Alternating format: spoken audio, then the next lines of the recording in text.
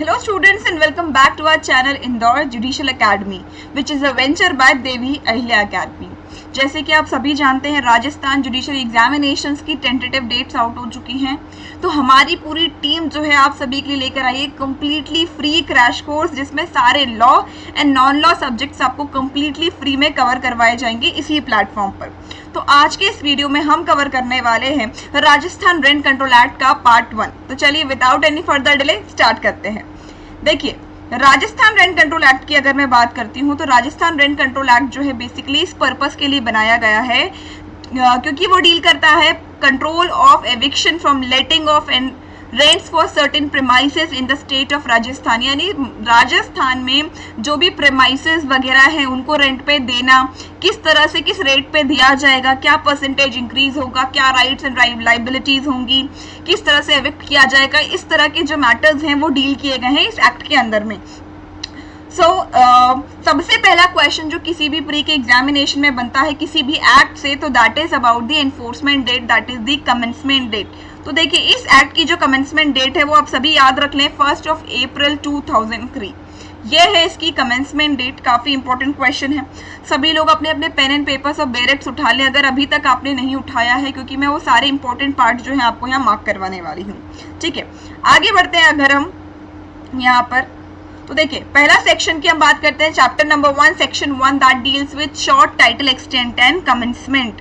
ठीक है, इसमें अगेन एज आई सेड इसका टाइटल क्या है, राजस्थान रेंट कंट्रोल एक्ट 2001। और इसके बाद पहले ऐसा था कि ये म्यूनिसिपल एरियाज वगैरह कहीं कुछ ही एरियाज पे एप्लीकेबल था, बट अब ऐसा सीन नहीं है, ऑलमोस्ट सब जगह पर ये एप्लीकेबल हो चुका है।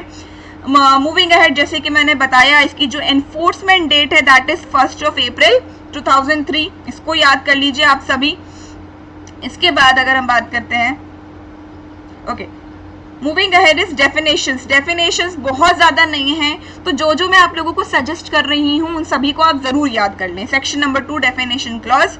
तो देखिए, सबसे पहले डेफिनेशन अमेनिटीज की, सेक्शन नंबर याद होना चाहिए, इंपॉर्टेंट है। 2A में अमेनिटीज को डिफाइन किया है, और अमेनिटीज का मतलब जितनी भी एडिशनल चीजें आपको बोलते हैं ना, सुख सुविधा की जो चीजें होती है, टीवी मिल गया, लाइट वगैरह की जो भी फैसिलिटीज हो गई, वाटर का सप्लाई हो गया या टेलीफोन सर्विसेज हो गया, ये सारी जितनी भी चीजें हैं वो आपके अमेनिटीज के डेफिनेशन में आएंगे। और याद रखिए 2A इसका क्लॉज है। आगे सेक्शन नंबर जो क्लॉज B है वो अपेलेट ट्रिब्यूनल को डिफाइन करता है, बहुत रेलेवेंट नहीं है इसको यहाँ याद करना, क्योंकि ऑलरेडी सेक्शन 9 सिर्फ इसने सीधे रेफर किया है कि सेक्शन 19 में डिफाइंड है, तो आपको इसका सेक्शन नंबर याद करना इंपॉर्टेंट नहीं है। लैंडलॉर्ड का मार्क कर लीजिए, क्योंकि लैंडलॉर्ड को यहाँ पर ने स्पेसिफाई किया है क्लियरली कि सिर्फ लैंडलॉर्ड का मतलब वो व्यक्ति नहीं होता जो ओनर है उस प्रेमाइसेस का। ऐसा हर व्यक्ति जो प्रेमाइसेस के जो रेंट है उसको कलेक्ट करने के लिए भी एंटाइटल्ड है, या ट्रस्टी हो या गार्जियन हो, यानी कोई भी पर्टिकुलर प्रेमाइसेस का रेंट कलेक्ट करने के लिए अगर कोई व्यक्ति एंटाइटल्ड है तो उसको लैंडलॉर्ड कहा जाएगा। सेक्शन नंबर याद कर लीजिए, 2C इंपॉर्टेंट है। अगेन अगर हम लीज की बात करते हैं तो लीज को भी इन्हें डिफाइन नहीं किया, लेकिन आप क्लॉज याद कर सकते हैं। इन्हें बोला है लीज जो कि TPA में डिफाइंड है, यानी ट्रांसफर ऑफ प्रॉपर्टी एक्ट में डिफाइंड है। ठीक है, और ट्रांसफर ऑफ प्रॉपर्टी एक्ट में आप सभी जानते हैं सेक्शन 105 में लीज को डिफाइन किया हुआ है। आगे बढ़ते हैं, म्युनिसिपल एरिया बहुत ज्यादा रेलेवेंट नहीं है, बट एज आई सेड बहुत सारे सेक्शन नंबर नहीं है डेफिनेशन क्लॉज से, तो जितना हो सके आप उस सबको याद कर लें म्युनिसिपल एरिया। आगे बढ़ते हैं, प्रेमाइसेस के बारे में बात करेंगे अगर हम, तो प्रेमाइसेस का मतलब क्या होता है। देखिए, प्रेमाइसेस इंपॉर्टेंट है, बहुत ज्यादा इंपॉर्टेंट है, प्री के क्वेश्चन ज्यादा आने की चांसेस है यहाँ पर। तो ऐसा कोई भी लैंड, सबसे पहली चीज जो कि एग्रीकल्चरल पर्पसेस के लिए यूज नहीं होता, यानी लैंड किसी भी प्रकार का हो, बस उसका यूसेज कैसा नहीं होना चाहिए, एग्रीकल्चर पर्पस के लिए वो जमीन जो है इस्तेमाल नहीं होनी चाहिए।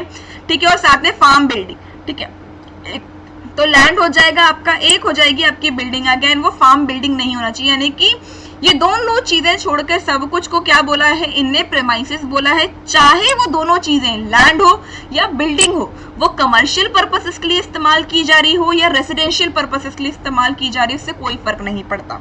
सेकंड जो है, जो भी प्रेमाइसेस है उसके साथ अटैच जो भी चीजें, अगर कोई गैराज है, कोई गार्डन है, कोई आउट हाउस है, तो वो सब भी प्रेमाइसेस के डेफिनेशन में इंक्लूड होगा।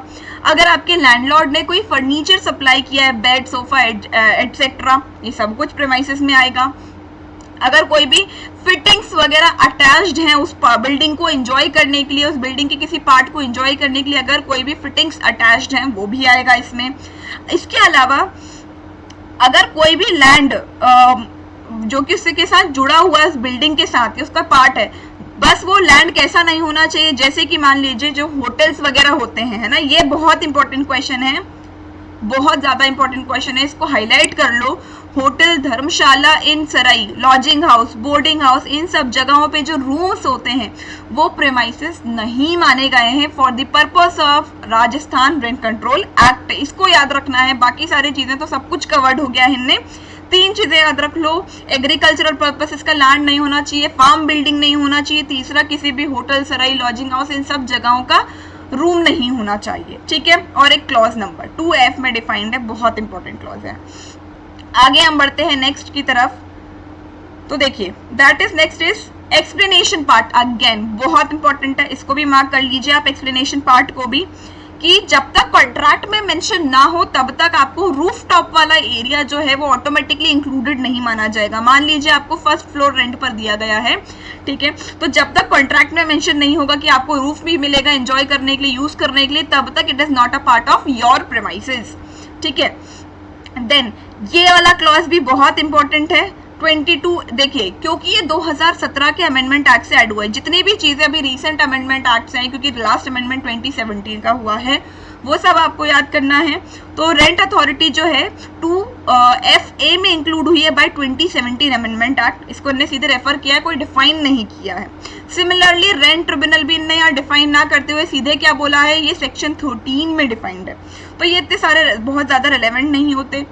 Senior citizen, again section number important नहीं है, बस एक एज याद रख लो, जो भी व्यक्ति जिसने 65 ईयर्स ऑफ एज अटेन कर ली है उसको सीनियर सिटीजन माना जाएगा। इसके बाद हम बात करते हैं टेनेंट की। तो देखिए बहुत सिंपल सी बात है, टेनेंट का मतलब क्या होता है, पहले जो अगर आप क्लॉज देख रहे हो तो टेनेंट मतलब वो व्यक्ति जो या तो रेंट पे कर रहा है या जिसके बिहाफ में जो है रेंट पे किया जा रहा है, ठीक है, या तो जो व्यक्ति जो रेंट पे कर रहा है या उसके बिहाफ में अगर कोई व्यक्ति रेंट पे कर रहा है तो उसको टेनेंट, जिसके बिहाफ में रेंट पे किया जा रहा है उसको टेनेंट कहा जाएगा।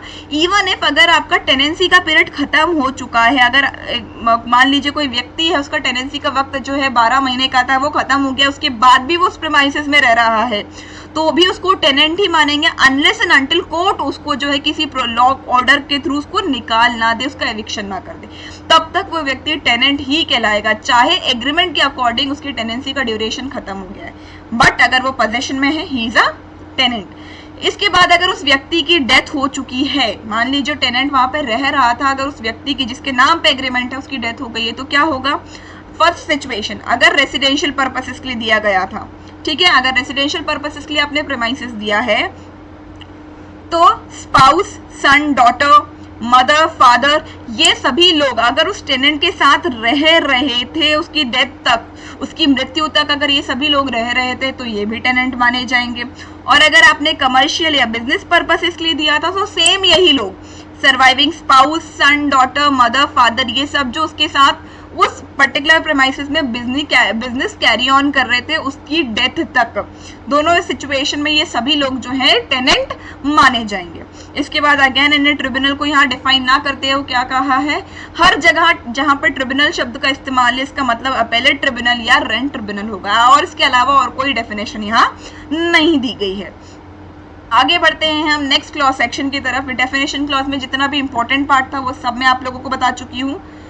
आगे बढ़ेंगे हम सेक्शन नंबर 3 पे कि चैप्टर नंबर 2 और 3 कुछ ऐसी प्रेमाइसेस है जिनके ऊपर एप्लीकेबल नहीं होता है, ठीक है, यानी इसमें कुछ प्रेमाइसेस को एग्जेम्प्ट किया हुआ है जिसके ऊपर राजस्थान रेंट कंट्रोल एक्ट नहीं लगेगा। तो देखिए सबसे पहली बात, ये वाला सब कुछ जो है हटाया जा चुका है, ये रिपीट हो चुका है, यहाँ तक का पार्ट आपको सीधे अब कहाँ से पढ़ना है, डायरेक्टली आपको पढ़ना है इस वाले क्लॉज से, अब यहां से टू एनी प्रेमाइसेस। पहली बात देखो, इसका एक रफ आइडिया दे देती हूँ, अगर आप लोग देखोगे तो आप भी ऑब्जर्व करके समझ जाओगे, जैसे सेंट्रल गवर्नमेंट और स्टेट गवर्नमेंट लिखा है, लोकल अथॉरिटी, इनके ऊपर एप्लीकेबल नहीं है, ठीक है। यहाँ भी इनने क्या लिखा है, कोई भी लोकल बॉडी, कॉर्पोरेट बॉडीज वगैरह राजस्थान एक्ट के अंदर में जो बनी है, अगेन कोई गवर्नमेंट कंपनी वगैरह है, ठीक है। देव तो पहली कैटेगरी कौन सी हो गई, कोई भी गवर्नमेंट बॉडीज जो है, गवर्नमेंट के ऊपर बिल्कुल भी गवर्नमेंट के जो भी प्रेमाइसेस वगैरह हैं उनके ऊपर रेंट कंट्रोल एक्ट अप्लाई नहीं होगा, गवर्नमेंट रिलेटेड जो भी प्रॉपर्टीज हैं, ठीक है, प्रेमाइसेस हैं।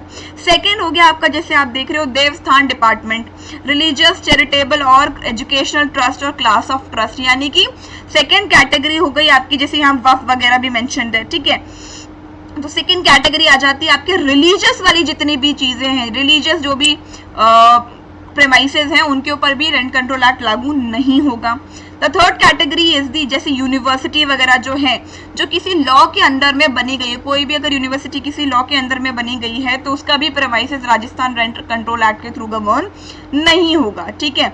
इसके बाद अगर हम बात करते हैं द लास्ट कैटेगरी, देखो ये दो कैटेगरीज में आप तीन कैटेगरी आप लोगों को बता चुकी हूँ, ठीक है, आप लोग यहाँ साइड पे लिखते चल सकते हैं। नेक्स्ट इज द यूनिवर्सिटी, और द लास्ट कैटेगरी इज जैसे पब्लिक सेक्टर अंडरटेकिंग्स हो गए, PSUs जिसे हम बोलते हैं, या कोई भी मल्टीनेशनल कंपनीज वगैरह हो गए, है ना, बैंक्स वगैरह हो गए, ये थर्ड कैटेगरी हो गई आपकी, ठीक है। तो चार कैटेगरीज में आपको जनरली बता दे रही हूँ, ऐसे ही याद कर लो, बहुत इजी है, कोई डिफिकल्ट नहीं है इसको याद करना। पहला हो गया आपका गवर्नमेंट वाली जो प्रेमाइसेस हैं वो, सेकंड रिलीजियस कैटेगरीज के जो भी प्रेमाइसेस हैं वो हो गया, वक्फ वगैरह हो गया, ट्रस्ट वगैरह इस तरह का।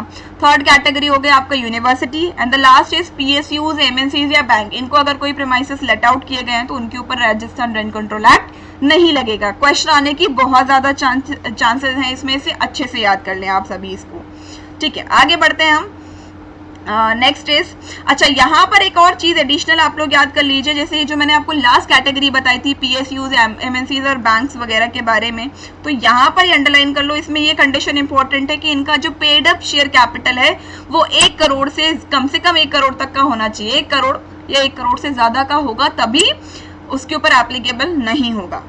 इसके बाद देखिए ये बहुत ज्यादा रेलेवेंट नहीं है, इस पार्ट को आप स्किप कर सकते हैं। Next is rent to be agreed, section number 4, rent to be agreed का मतलब क्या हुआ, बेसिकली किसी भी पर्टिकुलर प्रेमाइसेस का रेंट टू बी क्या माना जाएगा, जो भी लैंडलॉर्ड और टेनेंट ने जो है एग्रीमेंट में एक दूसरे के आपस में डील करके डिस्कस करके डिसाइड कर लिया है कि यही वाला जो रेंट उन्होंने तय कर लिया है उसको माना जाएगा। बस इसमें एक बात ध्यान रखना है, इस रेंट में वो चार्जेस नहीं आएंगे जो उन्होंने डील किया है कि भाई इसका आपको सेपरेट पे करना है। फॉर एग्जाम्पल रेंट है 10,000 रुपए, आपको 500 रुपीज जो है मेंटेनेंस का अलग से चार्ज पे करना है, 1000 रुपीज पानी का अलग से चार्ज पे करना है। अगर इस तरह से कुछ अलग से एग्री किया गया तो ये 500,000 जो है ये रेंट की डेफिनेशन में नहीं आएंगे। रेंट आपका वो 10,000 रुपए, ये सेपरेट सर्विस चार्जेस है, ये रेंट नहीं माना जाएगा, ठीक है। Next question that is important is section number 5 payment and remittance of tenant rent by the tenant. चलो यहाँ पर भी आप कुछ पॉइंट्स को अंडरलाइन कर लो। पहली बात, अनलेस एग्रीड अदरवाइज, अगर टेनेंट और लैंडलॉर्ड के बीच में अगर से कुछ और डील हो चुकी है कि भाई आपको हर महीने 7 तारीख तक देना है या 5 तारीख तक देना है तो ठीक है, नहीं तो टेनेंट को हर महीने जो जैसे कि जनवरी मंथ का रेंट पे करना है तो एनी हाउ आपको 15 फरवरी तक पे करना ही है। अगर कॉन्ट्रैक्ट में कोई डेट मेंशन नहीं है तो अगले महीने की 15 तारीख तक पे करना है। इसके बाद अब देखो, जो भी टेनेंट पे करेगा, सेकंड में ये लिखा है उस टेनेंट वो एंटाइटल है, हकदार है इस बात का कि उसको जो है रिसीट मिले कि भाई हमने पेमेंट कर दी है तो आप मुझे रिसीट दे दो, रिसीट के लिए वो एंटाइटल्ड है। नेक्स्ट जो है टेनेंट किस तरह से आप मोड ऑफ पेमेंट बताया है, या तो चेक के थ्रू पर्सनली पे कर सकता है, डीडी वगैरह के थ्रू जो है, या तो लैंडलॉर्ड के बैंक अकाउंट में ट्रांसफर कर दे पैसा, किसी भी तरीके से पेमेंट जो है वो पे कर सकता है रेंट का, या पोस्टल मनी ऑर्डर, ये बताया है। अब इसने कंडीशन डाली है कि देखो सबसे पहले अब देखो अगर टेनेंट जो है वो अकाउंट में ट्रांसफर करना चाहता है तो कंडीशन क्या इंपॉर्टेंट हो जाएगी कि लैंडलॉर्ड को सबसे पहले तो ये बताना पड़ेगा कि भाई मेरा बैंक अकाउंट नंबर क्या है, उसके बिना कैसे ट्रांसफर करोगे। तो पहली कंडीशन बैंक अकाउंट नंबर बताना, दूसरा उस बैंक का नाम बताना पड़ेगा आपको, जिस म्युनिसिपल एरिया में आपने प्रेमाइसेस दिया है ना उसी म्युनिसिपल एरिया में आपका अकाउंट भी होना चाहिए, उस बैंक में आपका अकाउंट भी होना चाहिए, तो उसका भी आपको नाम बताना है, ठीक है। ये इंपॉर्टेंट चीजें हो गई। यहाँ से आगे बढ़ते हैं हम chapter number 2 revision of rent के बारे में। बहुत ज्यादा इंपॉर्टेंट है, इसमें से काफी क्वेश्चंस बन सकते हैं इस चैप्टर से, तो इसको क्विकली हम देख लेते हैं। तो देखिए इनने फॉर्मूला बताया। पहला सेक्शन 6 बात करता है एग्जिस्टिंग टेनेंसीज में अगर कोई रिवीजन करना है। रिवीजन करने का मतलब क्या हुआ, अगर आपको इंक्रीज करना है रेंट या डिक्रीज करना है तो क्या फॉर्मूला होगा, तो इनने यहाँ पर फॉर्मूला दिया है। तो देखो सबसे पहले एक चीज देख लो आप, where the premises have been let out prior to 1 जनवरी 1950। अगर कोई भी premises ऐसा है जो 1 जनवरी 1950 से पहले लेट आउट किया गया था तो ये माना जाएगा कि उसको 1 जनवरी को ही लेट आउट किया गया। ठीक है, पहली चीज तो ऐसा माना जाएगा। दूसरी चीज आपको याद रखना है, अगर ऐसा है, ये हो गया ठीक है, up to the year of commencement. Year of commencement का मतलब होता है आपका अगेन 1 अप्रैल 2003। ठीक है, तो यहाँ पर पहली सिचुएशन क्या है, अगर कोई भी प्रेमाइसेस 1 जनवरी 1950 से पहले लेट आउट किया गया था तो ये डेट सेम डेट मानी जाएगी। और तब तक मान लो 1 जनवरी को ही लेट आउट किया गया तो हर साल 5%, क्वेश्चन ये बढ़ता है कि हर साल का इंक्रीमेंट कितना होगा, और ये क्वेश्चन बन सकता है क्योंकि पहले ये 7.5% था, अब ये रिड्यूस होके 5% हो चुका है, तो हर साल 5% बढ़ेगा। लेकिन टोटल करके जैसे कि 1951 में 5% बढ़ा, 1952 में 5% बढ़ा, सब बढ़ता जाएगा लेकिन इफेक्टिव नहीं होगा। इफेक्टिव कब होगा, 10 साल के बाद, यानी 1960 में टोटल जो हो गया ना 5% बढ़ने के बाद वो जाके टोटल कैलकुलेट होकर उसको सामने वाले को पे करना पड़ेगा। हर साल बढ़कर जो है अमाउंट आ रहा है वो पे नहीं करना पड़ेगा। छोटे से एग्जाम्पल से समझ सकते हो, जैसे कि 100 रुपीज था आपका, ठीक है, और एक बात और, ये 5% जो है एनुअल उस पर बढ़ेगा। 100 रुपए आपका मान लीजिए 1 साल का रेंट था, ठीक है, तो 1951 में कितना हो जाएगा आपका, अगर 5% हम देखते हैं 105, ठीक है, 1952 में हो जाएगा 1110, राइट। तो 10 साल के बाद ये कितना हो जाएगा, अगर हम देखते हैं 150 रुपए। तो 10 साल के बाद यानी 1960 में इसको देना पड़ेगा 150 रुपए। हर साल 5% बढ़ा के नहीं दिया जाएगा, 10 साल के बाद क्यूमुलेटिव होकर ये ऐड हो जाएगा, ठीक है। और सेम यहाँ पर भी अप्लाई होता है। और ये अच्छा, ये सिचुएशन कब तक चलेगी, जब तक कमेंसमेंट नहीं हो जाता, यानी 1 अप्रैल 2003 तक चलेगा। सिमिलर एप्लीकेबिलिटी किस पर है, यहाँ पर अगर हम बात करते हैं जो प्रीमाइसेस 1 जनवरी 1950 के बाद दिए गए, तो सिमिलर इसमें भी रेट ऑफ इंक्रीज कितना दिया है, इनने 5% ही दिया है अगेन। और सेम कंडीशन जो है टर्म्स एंड कंडीशंस इस पे भी अप्लाइड है। बस एक बात याद रख लो, इसमें बहुत टेक्निकल चीजें अभी पढ़ने की आपको आवश्यकता बिल्कुल भी नहीं है। आप बस इसको इतना याद कर लो कि हर साल कितना बढ़ेगा, 5% बढ़ेगा, और 10 साल के बाद जाके ये ऐड होगा, क्यूमुलेटिव ऐड होगा, ठीक है। अच्छा, मान लीजिए यहाँ पर एक क्वेश्चन बन रहा है, ये बहुत थोड़ा सा टेक्निकल है बट फिर भी आप समझ सकते हैं कि मान लीजिए अगर 2003 आने में 2 साल ही बचे थे, 2001 में कोई प्रेमाइसिस को रेंट पे दिया गया था, अब 1 ही साल बचा हुआ है, भाई 2 ही साल बचे हुए हैं इसके बाद तो 2003 आने में, राइट। तो क्या किया जाएगा, कुछ नहीं भाई, इसके बाद जो है 2 साल तक का ही ऐड करेंगे, 10 साल का ना ऐड करके यहाँ पर 2 साल तक का ऐड कर दिया जाएगा, ठीक है। आगे बढ़ते हुए हम देखते हैं, नेक्स्ट इज मूविंग अहेड,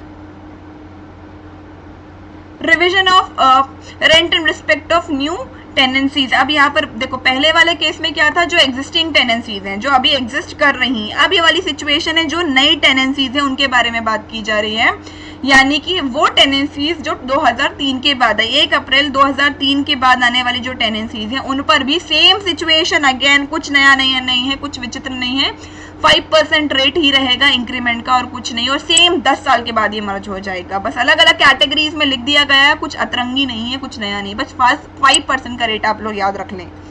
अच्छा, एक बात इनने यहाँ पर ऐड करी, जैसे हमने पढ़ा था कि टेनेंट और लैंडलॉर्ड अपने अकॉर्डिंग जो है एग्री कर सकते हैं कोई भी रेंट को, राइट, बट वो जो कोई भी एग्री कर सकते हैं ना कि हर साल बढ़ाने का जो भी चीज है वो 5% से ज्यादा नहीं होना चाहिए। मान लो लैंडलॉर्ड और टेनेंट ने एग्री किया, ठीक है, एग्रीमेंट में ये मेंशन किया कि भाई लैंडलॉर्ड ने बोला 6% बढ़ाऊंगा मैं तो हर साल, ठीक है, बट ये वॉइड होगा, जो 1% एक्स्ट्रा है ना, वॉइड टू दैट एक्सटेंट का मतलब यही होता है, जो 1% एक्स्ट्रा है इसको शून्य मान दिया जाएगा और ये 5% सिर्फ वैलिड माना जाएगा। इस बात को आपको ध्यान रखना है, ये इंपॉर्टेंट है। यानी लैंडलॉर्ड और टेनेंट जो है 4% का एग्रीमेंट कर सकते हैं, लेकिन 6 का नहीं, 5 से ज्यादा % का नहीं कर सकते। जितना ज्यादा करेंगे उतना एक्स्ट्रा वाला जो है वॉइड हो जाएगा। ठीक है, तो this was all about part 1 of Rajasthan rent control act, हमने यहाँ कवर कर लिया है। नेक्स्ट वीडियो जल्दी ही आप लोगों के लिए आने वाला है, इसमें हम नेक्स्ट चैप्टर 3 और 4 भी कवर करेंगे।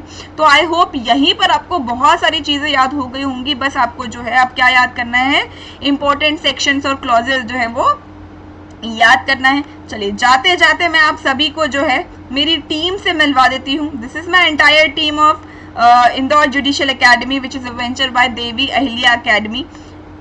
आप और ये पूरी ही टीम आप लोगों को जो है राजस्थान जुडिशियल सर्विसेज एग्जामिनेशन की प्रिपरेशन कराएगी एकदम completely free in a crash course format, right. So अगर आपको कोई भी क्वेरी है, आपको हमारी टीम से कांटेक्ट करना है, so you can contact on the number 9009908087। आप इस पे कांटेक्ट कर सकते हैं। और अगर आपको ये वीडियो अच्छा लगा है तो please don't forget to like, subscribe and share, बिल्कुल भी करना ना भूलें, क्योंकि ये जो है आप कितने छोटे से एफर्ट हमको जो है एनकरेजमेंट देते हैं। Thank you everyone, have a nice day and all the very best of luck for the future examinations.